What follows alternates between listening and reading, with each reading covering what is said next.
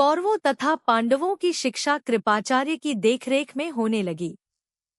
दुर्योधन धृतराष्ट्र का सबसे बड़ा पुत्र होने के कारण अपने आप को ही राज्य का उत्तराधिकारी समझता था।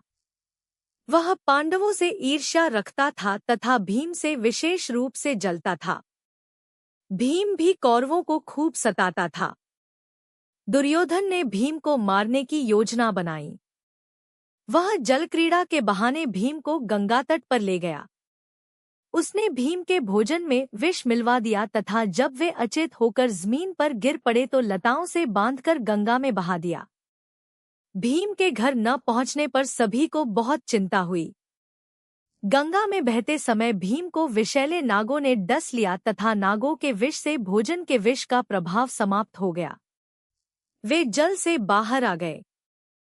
पांडव भीम को जीवित पाकर बहुत प्रसन्न हुए और दुर्योधन तथा उसके भाइयों में फिर से चिंता व्याप्त हो गई। कौरवों और पांडवों की शस्त्र शिक्षा। शस्त्र शिक्षा में पांडव कौरवों से सदा आगे रहते थे। एक दिन जब वे शस्त्र विद्या का अभ्यास कर रहे थे, उनकी गेंद एक कुएं में गिर गई। युधिष्ठिर ने जब कुएं में झांका तो उनकी अंगूठी भी कुएं में गिर गई। तभी उन्हें एक तेजस्वी ब्राह्मण उधर आता दिखाई दिया। ब्राह्मण ने राजकुमारों की चिंता का कारण पूछा तथा एक सींग मंत्र पढ़कर कुएं में छोड़ी। वह सींग गेंद पर तीर की तरह चुभ गई। इसी तरह उसने कई और सींगें कुएं में फेंकी जो एक दूसरे के ऊपरी सिरों पर चिपकती चली गईं। जब सींग इतनी लंबी हो गई कि कुएं के सिरे तक आ गई तो उन्होंने सींग को खींच लिया तथा गेंद बाहर आ गई। राजकुमारों को बहुत आश्चर्य हुआ। उन्होंने युधिष्ठिर की अंगूठी भी निकालने की प्रार्थना की। ब्राह्मण ने धनुष से बाण चलाकर अंगूठी को बाण की नोक में फंसाकर बाहर निकाल दिया। नाम पूछने पर पता चला कि वे आचार्य द्रोण थे। उनका विवाह कृपाचार्य की बहन कृपि से हुआ था तथा उनके पुत्र का नाम अश्वत्थामा था।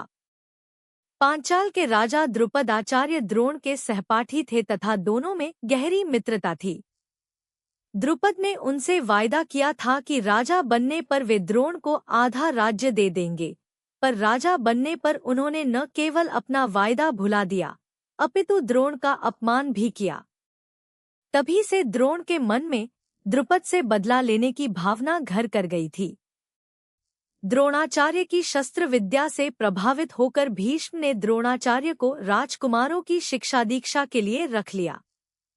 इनकी शिक्षा से सभी राजकुमार धनुर्विद्या में निपुण हो गए, पर अर्जुन सबसे दक्ष थे तथा इसीलिए द्रोण को सबसे अधिक प्रिय भी थे।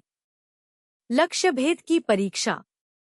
एक दिन गुरु द्रोण ने सभी शिष्यों की परीक्षा ली।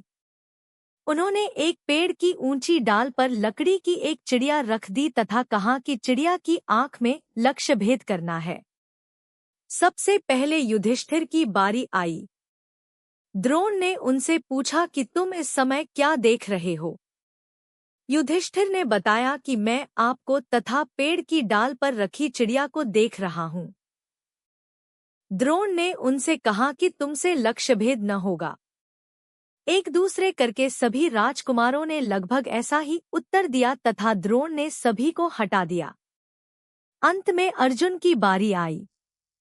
जब वही प्रश्न अर्जुन से किया गया तो उन्होंने कहा कि मुझे केवल चिड़िया की आंख ही दिखाई दे रही है। यह कहकर अर्जुन ने तीर चलाया जो चिड़िया की आंख में लगा। उस दिन से अर्जुन द्रोणाचार्य के और भी प्रिय हो गए।